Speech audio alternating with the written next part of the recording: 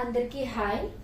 So ఇవాళ reading ఏంటి అంటే మీ మనసులో ఉన్న ప్రశ్నలకి ఎస్ ఆర్ నో అనే ఆన్సర్స్ కార్డ్స్లో ఉంటాయి అన్నమాట. సో ఏంటంటే నేను ఇక్కడ ఒక 4 కార్డ్స్ తీస్తాను. ఫస్ట్ కార్డ్ నేను టర్న్ చేసే ముందు మీరు మనసులో ఒక క్వశ్చన్ అనుకోవాలి. సో నేను టర్న్ చేశాక అది ఎస్ ఆర్ నో అనేది నేను చెప్తాను మీకు. అండ్ ఇంకొకటి ఏంటంటే అన్ని కార్డ్స్ కి ఒకే క్వశ్చన్ మీరు అనుకోకూడదు, డిఫరెంట్ క్వశ్చన్స్ అనుకోవాలి. అండ్ ఇది టైమ్లెస్ రీడింగ్ అండి. సో మీరు ఈ రీడింగ్ నేను పోస్ట్ చేసినప్పుడే చూడాలని ఏం కాదు, మీ ముందుకి రీడింగ్ ఎప్పుడు వచ్చినా సరే అది మీకు రెజొనేట్ అవుతుంది అని అంటే మీరు తీసుకోవచ్చు. సో ఇది జనరల్ రీడింగ్ కాబట్టి అందరికీ కనెక్ట్ అవ్వాలని ఏం లేదు. పర్సనల్ రీడింగ్స్ ఎవరికైనా కావాలంటే డిస్క్రిప్షన్ చెక్ చేయండి. Universe, please give me accurate reading. Universe, నా కలెక్టివ్ మనసులో ఉన్న క్వశ్చన్స్ కి ఎస్ ఆర్ నో ఆన్సర్స్ ఇవ్వండి. యూనివర్స్, నా కలెక్టివ్ మనసులో ఉన్న క్వశ్చన్స్ కి ఎస్ ఆర్ నో ఆన్సర్స్ ఇవ్వండి. Universe, please give me the first card. Universe, so ముందు మనం అన్ని కార్డ్స్ పెట్టేసి ఆ తర్వాత ఒక్కొక్కటి తీద్దాం. నా కలెక్టివ్ మనసులో ఉన్న క్వశ్చన్స్ కి ఎస్ ఆర్ నో ఆన్సర్స్ ఇవ్వండి. యూనివర్స్, ప్లీజ్ యూనివర్స్, నా కలెక్టివ్ మనసులో ఉన్న క్వశ్చన్స్ కి ఎస్ ఆర్ నో ఆన్సర్స్ ఇవ్వండి. Universe, please give me one more card. Universe,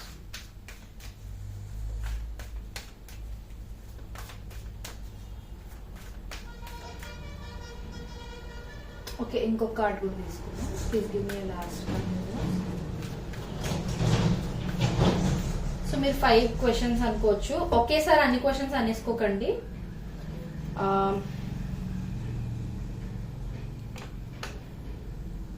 ఇప్పుడు ఏంటంటే ఫస్ట్ క్వశ్చన్ మీ మనసులో అనుకుని క్లియర్ గా అనుకోండి. సింపుల్ గా డీప్ బ్రీత్స్ తీసుకుంటూ స్లోగా ఇన్హేల్ చేసి స్లోగా ఎక్స్హేల్ చేస్తూ ఆ క్వశ్చన్ ని 2-3 టైమ్స్ అలా మీ మైండ్ లో అనుకోండి. అనుకున్న తర్వాత మనం ఈ కార్డ్ లో ఆన్సర్ ఎస్ ఉందా నో ఉందా అనేది తీద్దాం. Okay okay so first question మీరు ఏదైతే అనుకున్నారో దానికి ఖచ్చితంగా it's a yes card.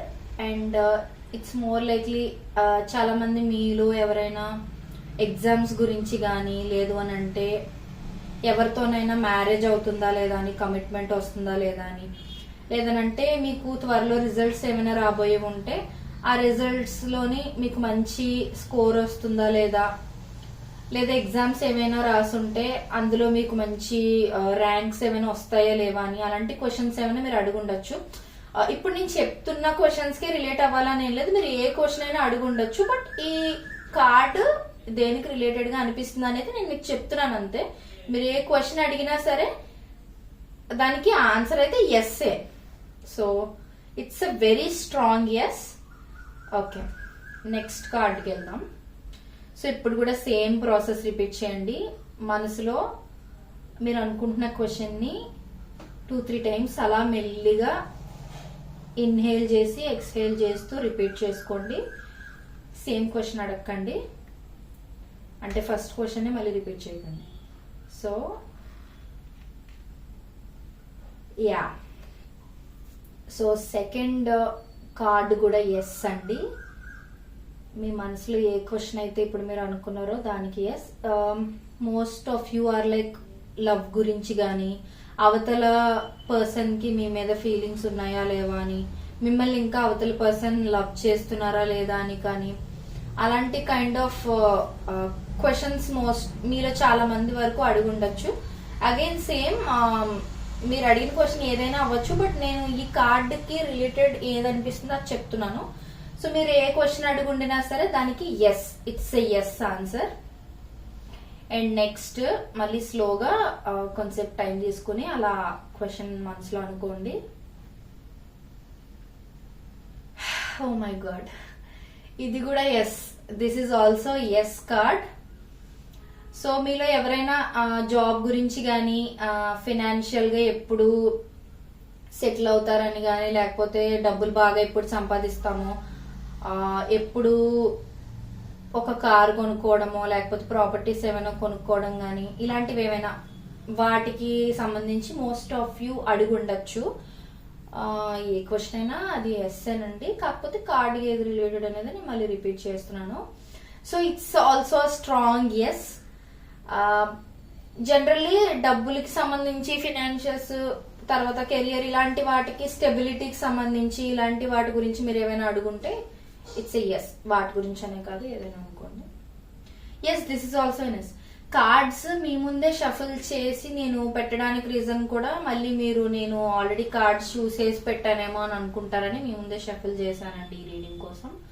So 4th question కి కూడా మీరు స్లోగా అనుకోండి. ఓకే, ఎస్, ఇది కూడా ఎస్. కానీ ఏంటంటే కొంచెం సెకండ్ ఛాన్సెస్ లాగా అనమాట. అంటే మీరు లైక్ మీరు అవతల, ఫర్ ఎగ్జాంపుల్ మీరు ఏదైనా రిలేషన్షిప్ లో ఉన్నారు అనుకుందాం. నేను కెరియర్ పాయింట్ ఆఫ్ వ్యూలో కూడా ఇది చెప్తాను.